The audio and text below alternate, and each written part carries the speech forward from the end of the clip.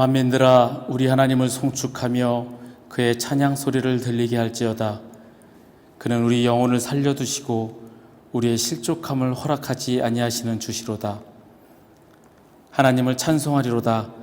그가 내 기도를 물리치지 아니하시고 그의 인자하심을 내게서 거두지도 아니하셨도다. 아멘. 은혜로우시며 긍휼이 많으시며 노하기를 더디하시며 인자하심이 크신 하나님, 주의 높고 크신 이름을 영원히 송축합니다.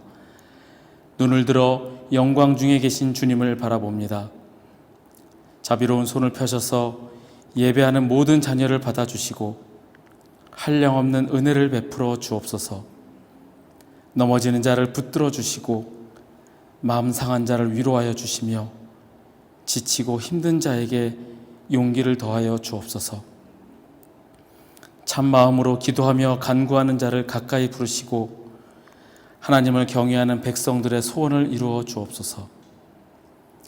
예배를 통하여 주시는 은총에 우리 영혼이 기뻐 춤추며 주님께 예배하는 복된 예배가 되게 하여 주옵소서. 예수님의 이름으로 기원하옵나이다. 아멘.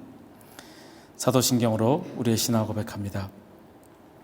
나는 전능하신 아버지 하나님 천지의 창조주를 믿습니다. 나는 그의 유일하신 아들 우리 주 예수 그리스도를 믿습니다. 그는 성령으로 잉태되어 동정녀 마리아에게서 나시고 본디오 빌라도에게 고난을 받아 십자가에 못 박혀 죽으시고 장사된 지 사흘 만에 죽은 자 가운데서 다시 살아나셨으며 하늘에 오르시어 전능하신 아버지 하나님 우편에 앉아 계시다가 거기로부터 살아있는 자와 죽은 자를 심판하러 오십니다. 나는 성령을 믿으며 거룩한 공교회와 성도의 교제와 죄를 용서받는 것과 몸의 부활과 영생을 믿습니다. 아멘.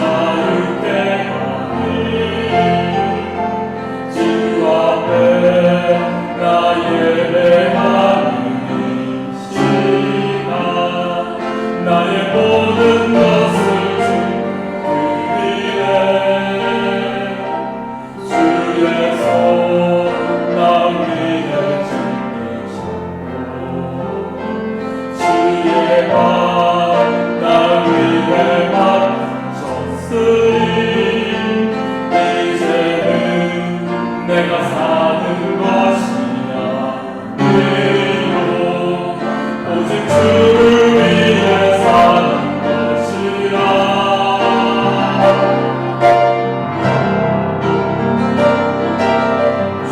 내 손에 나의 손을 펴고 내 발에 나의 발 펴고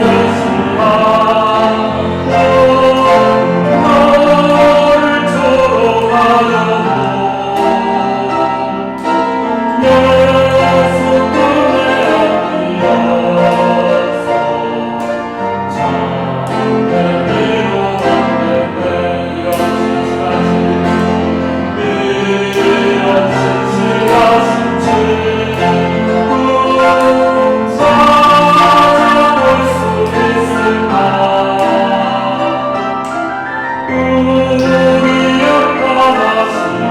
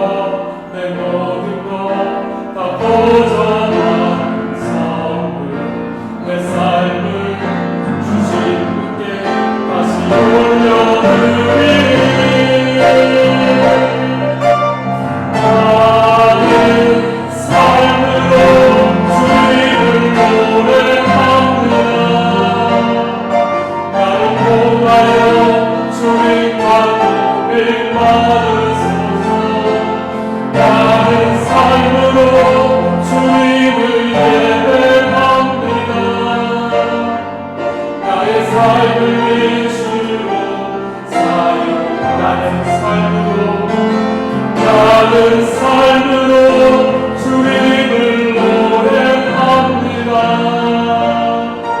나를 통하여 주님만 높임 받으소서.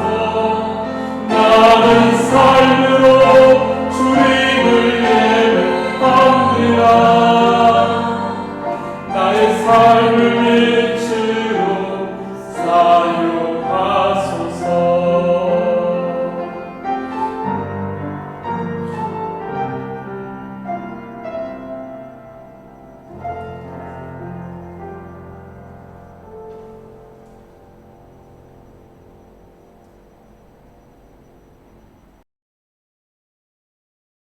하나님 감사합니다.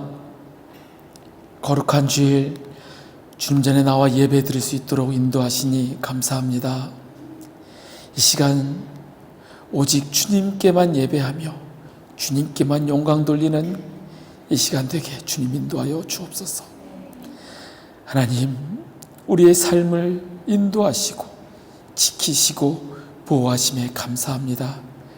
늘 주님의 은혜를 생각하며 주님께만 나아가는 우리 모두가 되게 하여 주옵소서.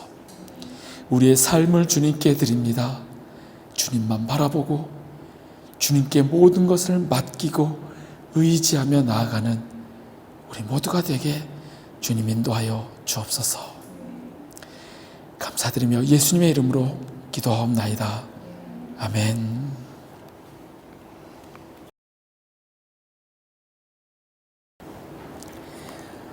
오늘은 성경에서 말하는 온유라는 제목으로 함께 말씀을 나누고자 합니다. 오늘 말씀은 마태복음 5장 5절의 말씀입니다. 제가 봉독하겠습니다. 온유한 자는 복이 있나니 그들이 땅을 기업으로 받을 것이미요. 아멘. 지난 시간에 온유함에서 오는 복이라는 제목으로 함께 말씀을 나눴습니다. 오늘은 그 온유함이란 무엇일까? 우리가 일반적으로 생각하는 그런 온화함, 부드러움, 그것이 과연 온유일까? 그 말씀을 읽고 한번 묵상하고 나누기를 원합니다. 제가 늘 말씀드리지만 이 주일 말씀을 설교를 준비할 때마다 깨닫는 것은 이 말씀이 누구에게 들으십시오 그렇게 하는 것이 아니라 늘 저에게 하시는 말씀입니다. 일주일 동안 말씀을 묵상하면서 주님께서 제게 하시는 말씀, 그러므로 저를 깎으시고 단련시키시는 그런 음성을 듣습니다. 그리스도인으로서, 그리고 우리가 사역자로서 어떻게 살아야 하는지, 만약에 잘못된 가치관이 있다면 고치게 하시고, 그리고 아직도 못된 성품을 지니고 있다면 말씀을 통하여 깨우치고 또한 변화되게 하시려는 그런 말씀을 주십니다. 지치고 힘들 때는 위로하시고 용기를 북돋아 주시는 그런 말씀을 주시기도 합니다. 그래서 이렇게 늘 하나님의 은혜를 느끼며 살아갑니다. 여러분들에게도 같은 은혜가 있기를 축복합니다. 저에게서가 아닌 하나님의 말씀을 통하여 하나님이 주시는 은혜가 있기를 바랍니다.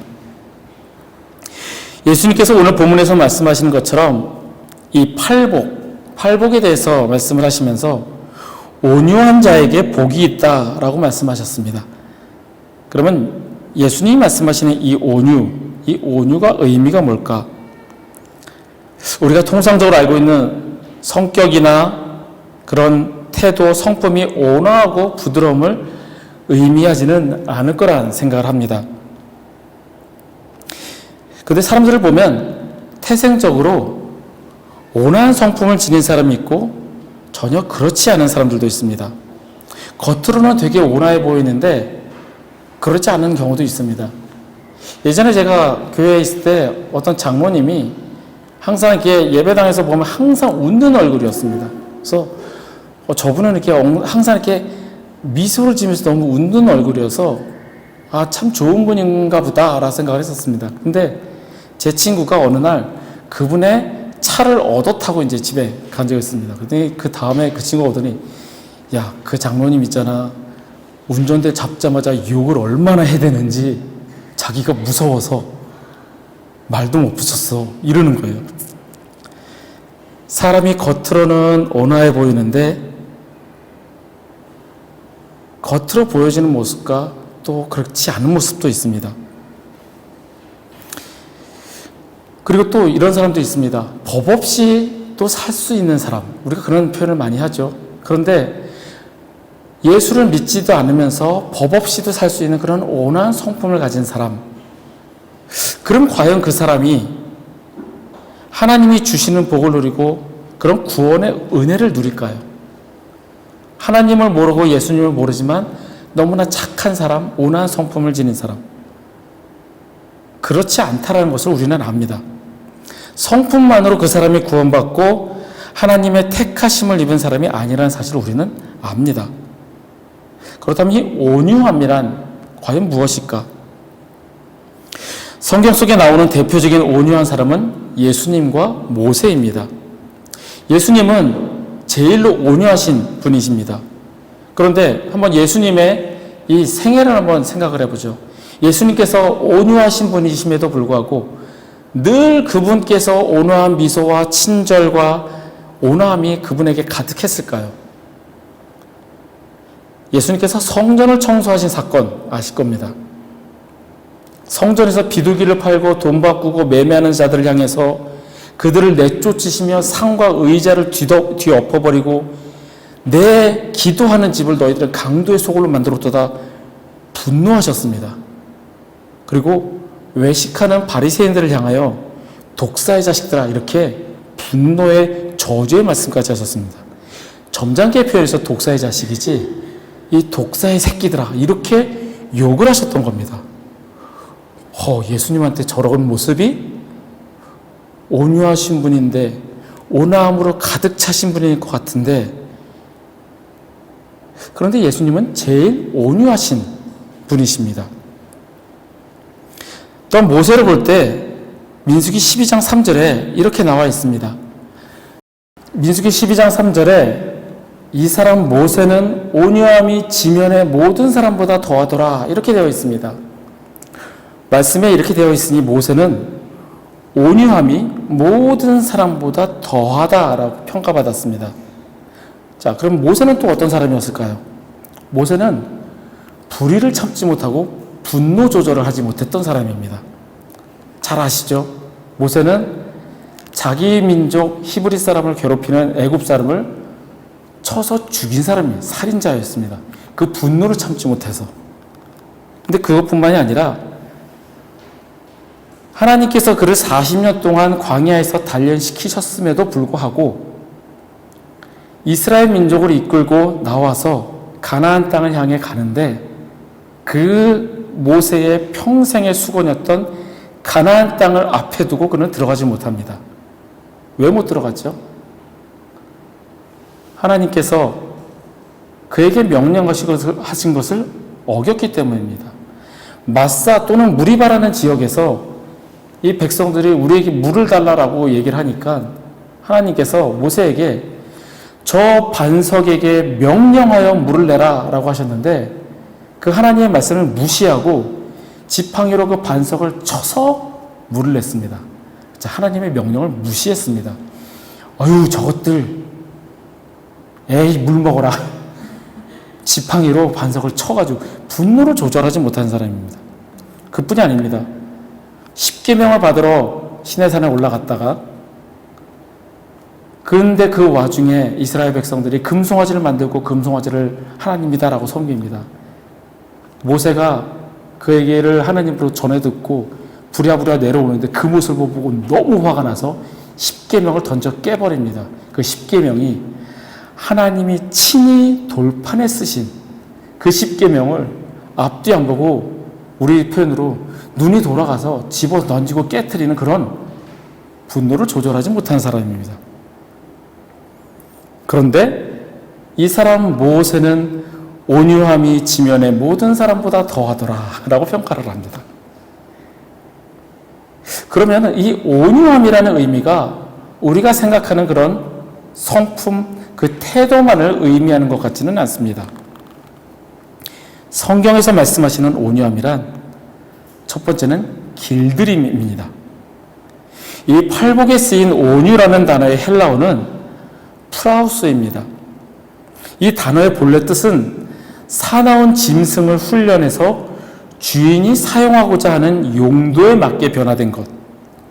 즉, 성품을 변화시키는데 주인이 사용하게끔 주인의 뜻에 맞게끔 변화된 성품을 의미합니다.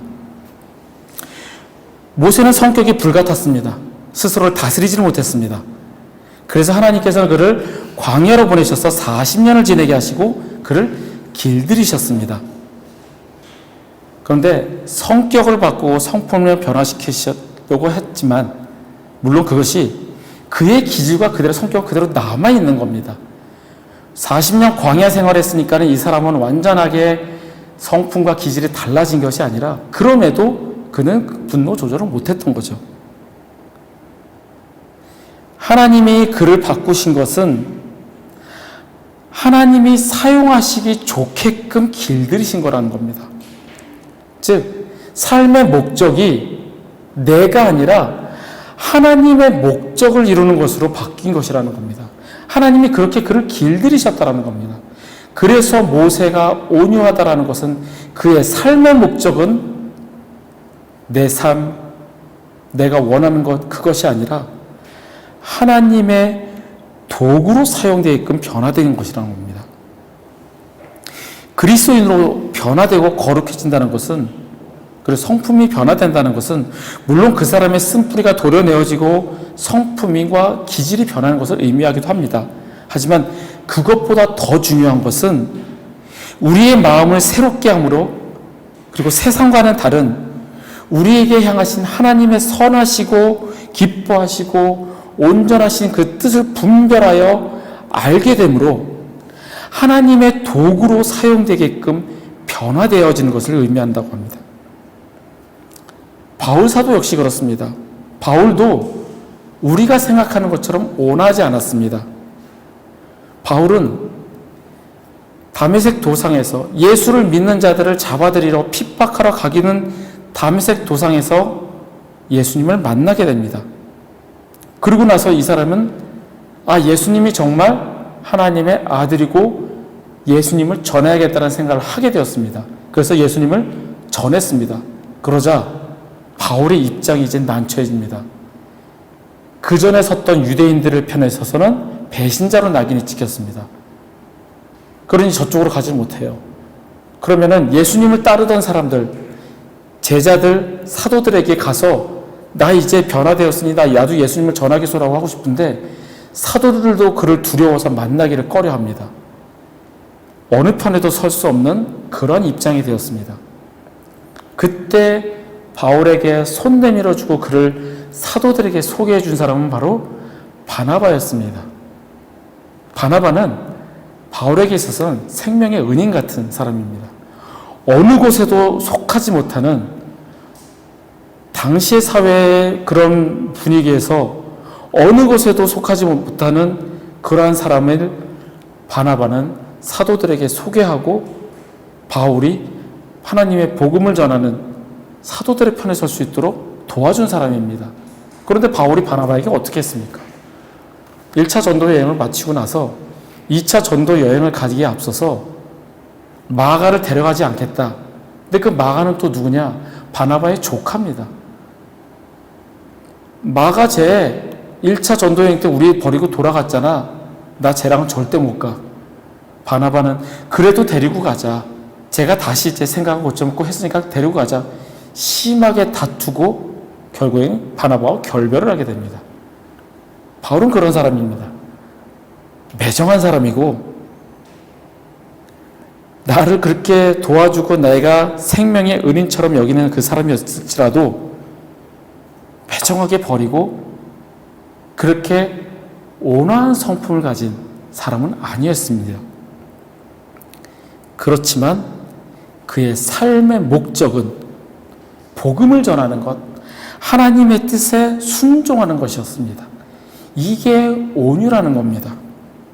단지 성품과 기질, 그런 성격이 온화함이 아니라 하나님의 뜻에 맞게 사용되어지도록 길들여지는 것, 하나님의 계획에 순종하며 가는 것이 바로 온유함이라는 겁니다.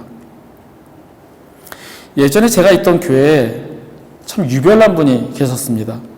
그분은 군 출신이었고 높은 자리까지 올라갔었던 분이었습니다.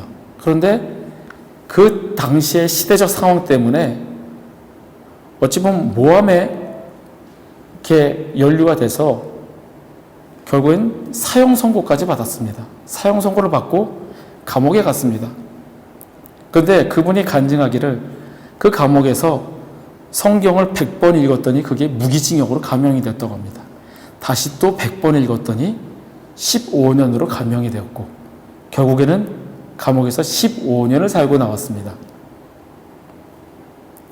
근데 그분을 기억하는 분들은 성격이 괴팍해서 보통 사람들이 상대하기 어려운 참 버거운 사람이었습니다. 저도 그분을 몇 번 이렇게 봤을 때 말이 거침이 없고 막말을 하고 저분 안에 위아래가 없나? 너무 사람과 상대하기 힘든 그런 분이었습니다. 성경을 수백 번 읽어도 그 사람의 성품과 기질이 변하지 않는 그런 분이었습니다. 그런데 그분이 감옥에 있을 때나 감옥에서 나와서 그분이 열심히 하셨던 것은 복음을 전하는 거였습니다. 평생 복음을 전하다가 그분은 결국 가셨습니다. 사람의 시각으로 본다면 상대하지 못할 성격과 성품을 가진 사람일 수는 있지만 하나님의 시각에서 본다면 그분은 하나님이 원하시는 하나님의 계획에 순종하며 길들여진 사람이라는 겁니다. 하나님의 뜻이 무엇인지 분별하여 그 뜻에 사용되어지도록 길들여지는 것, 그것이 바로 온유함이라는 겁니다. 여러분과 저에게 그러한 온유함이 있기를 바랍니다. 하나님이 사용하시기에 길들여지는 것, 삶의 목적이 다른 것이 아니라 하나님의 뜻이 이루어지는 것, 그 하나님의 뜻에 사용되어지도록 길들여지시는 저와 여러분이 되시기를 소원합니다. 또 온유함의 두 번째 뜻은 겸손입니다. 민수기 12장 3절을 세번역 성경으로 읽겠습니다. 모세로 말하자면 땅 위에 사는 모든 사람 가운데서 가장 겸손한 사람이다. 이 온유를 뜻하는 헬라어 프라우스라는 단어는 겸손이라는 단어로 번역이 되기도 합니다. 히브리어로는 낮아진, 가난한, 억압받는, 짓눌린, 애통한 이런 뜻입니다. 하나님 앞에서의 겸손은 하나님만을 생각하는 것이며 하나님의 관점으로 살아가는 것을 말합니다. 내가 이 땅에서 살아가는 것 이유가 무엇인가? 하나님의 관점에서 생각하고 하나님의 뜻만을 생각하는 것, 낮아진, 바로 그 겸손입니다. 제가 항상 우스갯소리를 하는 말이, 이건 말레이시아나 해외에서 사는 사람들은 다들 유별나고 독특하고 비정상적인 사람이라고 저는 이야기를 합니다. 한국 사람으로 태어나서 말통하고 어디 가나 내 입맛에 맞는 음식을 먹고 내 마음대로 의사 표현하고 내 권리를 주장하고 그렇게 살 수 있는 곳이 한국인데 왜 한국에 살지 않고 이방인으로서 외국에서 살고 있는가? 이 비정상적인 사람이라는 것. 저도 비정상이고요. 다 비정상인 사람입니다. 제가 웃으면서 이런 말을 하지만 이 말 속에는 왜 우리가 이곳에 왔는가? 왜 이곳에서 살고 있는가를 생각하자는 의미가 담겨 있습니다. 일반적으로 정상적으로 한다면 한국에서 살아야 되는데 왜 나를 이곳에 살게 하셨을까? 여기 와서 돈 많이 벌어서 잘 먹고 잘 살려고 그런 인간적인 관점에서 바라보지 말고 왜 하나님께서 나를 이곳에 보내셨을까? 하나님의 관점에서 바라보자는 겁니다. 저는 지금 해외 생활이 거의 한 이제 20년이 다 돼가는 것 같습니다. 그런데 그런다고 해서 제가 해외 생활의 체질이 아닙니다. 외국에서 좀 오래 살긴 했지만 그렇다고 해서 해외 생활이 잘 맞는 것 같지는 않습니다. 제가 뭐 외국에서 오래 살았다니까 다른 사람들은 영어 잘하시겠어요? 라고 말하겠지만 느낌상 눈치로 알아듣는 거지 그게 영어를 잘하는 건 아니고요. 그리고 저는 음식을 막 아무거나 잘 먹지도 못해요. 냄새에 예민하고 비위도 약해서 저걸 어떻게 먹지? 냄새가 좀 이상하면 나는 못 먹어. 저는 이런 사람이거든요. 낯을 가리기도 해서 제가 사람을 막 너무 잘 사귀는 것도 아니에요. 그런데 왜 하나님께서 나를 이곳에 보내셨을까? 그러면서 쭉 생각을 해봅니다. 왜 하나님께서 나를 말도 안 되게 박물관 그 가이드 교육과정을 밟아서 내가 왜 박물관에 가서 그 가이드를 하고 있을까? 지금은 또 제가 학교에서 한국어를 가르치는데 왜 하나님께서 나한테 또 그걸 하게 하셨을까? 지금은 지금 사정상 회사를 열어야 돼요. 이곳 장소가 이제 시청에서 와서 조사를 하거든요. 뭐 하는 곳이냐라고 하니까 회사를 열어야 되고, 그리고 비즈니스 라이센스를 얻어야 되고, 왜 하나님께서 나에게 이걸 하게 하실까? 제가 학교에서 아이들한테 너네 말라카를 세운 사람이 누군지 알아?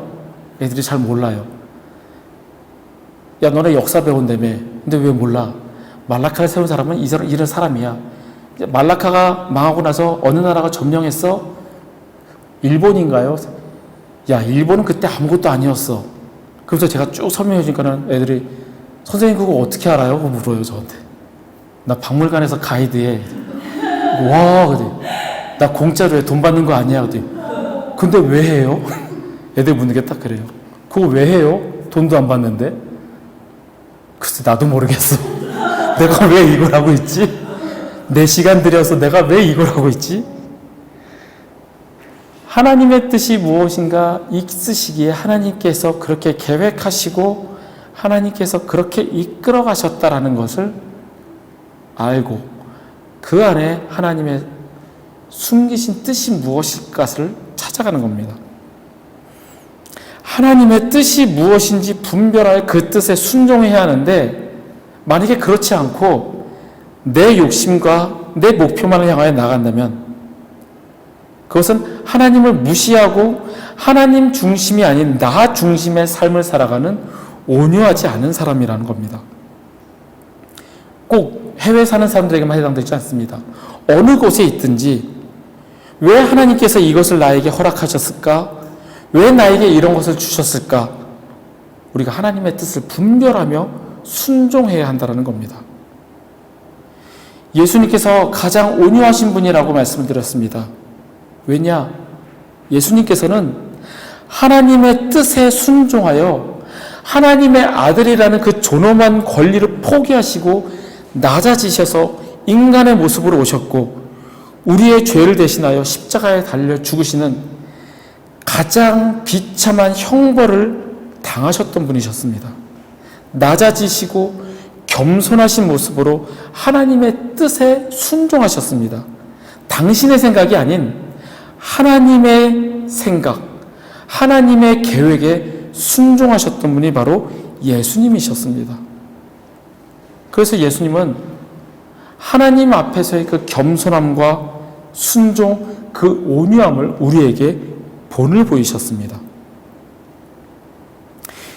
그래서 예수님을 가장 온유하신 분이라고 우리는 이야기하는 겁니다. 예수님께서는 우리에게 하나님의 뜻에 절대적으로 순종하는 모습과 그런 겸손을 보이셨는데 그리스도를 닮아가야 하는 우리는 과연 순종과 겸손함으로 살아가고 있습니까?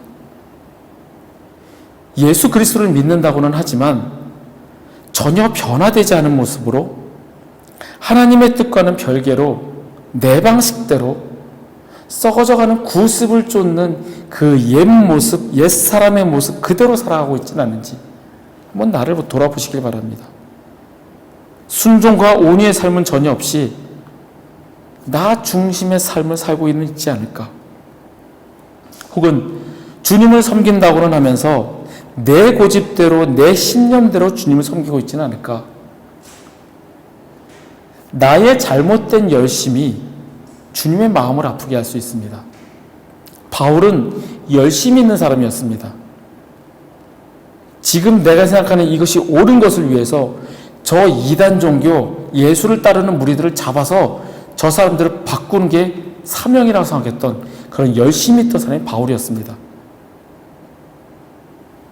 그가 예수님을 만났을 때 예수님께서는 왜 나를 핍박하느냐라고 말씀하셨습니다. 예수님을 아프게 했던 사람이 바로 바울이었습니다. 주님 누구십니까? 바울은 대답함으로 주님을 알고 난 후에, 주님을 만나고 주님을 알게 된 후에 올바른 신앙을 가지게 되었습니다. 잘못된 열심과 신앙이었지만 주님을 만나고 난 후에는 올바른 신앙을 갖게 되었습니다. 그 이후로 자기의 고집과 신념을 버리고 주님의 뜻대로 순종하며 살아갔던 사람이 바로 바울입니다. 순종과 겸손함으로 살아가고 주님을 섬긴다는 것은 내 고집, 내 방식이 아닌 하나님의 시각에서 생각하고 하나님의 뜻을 분별하여 알므로 그 뜻에 순종하는 삶입니다. 겸손과 온유로 섬기시는 저와 여러분이 되시길 바랍니다. 그러기 위해서는 우리는 나는 내 것이 아니고 주님의 것이 되어야 합니다. 나는 그분의 것이며 그분께서 나를 통하여 그분의 뜻을 이루어 가시는 것, 그것이 바로 온유와 겸손으로 섬기는 삶입니다. 주님 앞에 자신을 드리는 것, 주님의 뜻에 순종하며 나아가는 것, 바로 겸손과 온유의 마음입니다. 우리 안에 온유함이 가득하게 소원합니다. 하나님의 뜻에 사용되도록 길들여지며 나는 낮아지고 오직 주님의 생각만을 바라보고 하나님의 뜻이 나를 통하여 이루어지도록 겸손한 그런 온유함이 우리 안에 가득하기를 간절히 소원합니다. 함께 일어나셔서 우리 찬양하시겠습니다.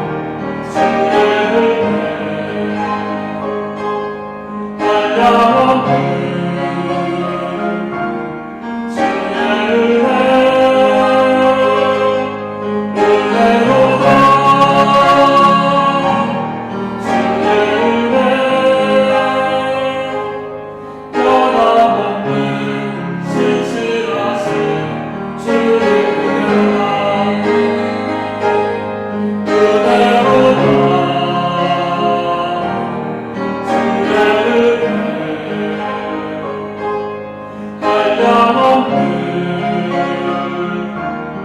주의 은혜로다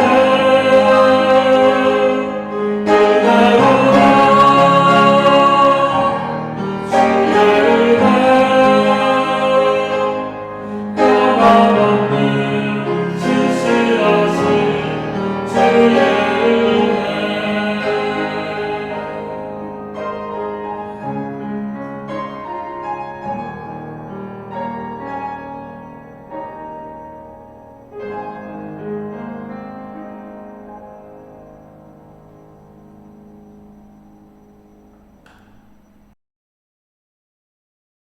기도하시겠습니다. 하나님 감사합니다. 말씀으로 깨닫게 하시고 또한 그 말씀대로 살아갈 수 있게 결단하게 하시니 감사합니다. 하나님, 내 삶의 목표가 다른 무엇이 아닌 하나님 중심이 되게 하시며 하나님의 계획에 순종하며 나아가는 하나님 앞에 겸손한 자세로 낮아짐으로 하나님의 생각을 바라보고 하나님의 뜻에 순종하며 나아가는 우리 모두가 되게 하여 주옵소서. 내 마음 가운데 그렇게 결단하게 하시고 그 말씀대로 살아가게 주님 인도하여 주옵소서. 여호와는 내게 복을 주시고 너는 지키시기를 원하며 여호와는 그의 얼굴을 내게 비추사 은혜 베푸시기를 원하며 여호와는 그 얼굴을 내게로 향하여 드사 평강 주시기를 원하노라. 지금은 우리를 구원하신 우리 구주 예수 그리스도의 은혜와 독생자를 보내어 죽이시기까지 우리를 사랑하신 아버지 하나님의 크신 사랑과 우리 안에 계시며 우리가 말씀대로 살아가도록 도우시는 성령님의 교통 역사하심이 거룩한 주일 주의 전에 모여 함께 예배드리며 말씀대로 살아가기를 다짐하는 우리 회복교회 교우들과 그 가정 위에 그들의 일터와 주의 날 예배드리기에 모인 전세계 모든 교회 위에 우리 조국 대한민국과 이 땅 말레이시아 위에 지금부터 영원토록 함께 하시기를 간절히 축원하옵나이다. 아멘.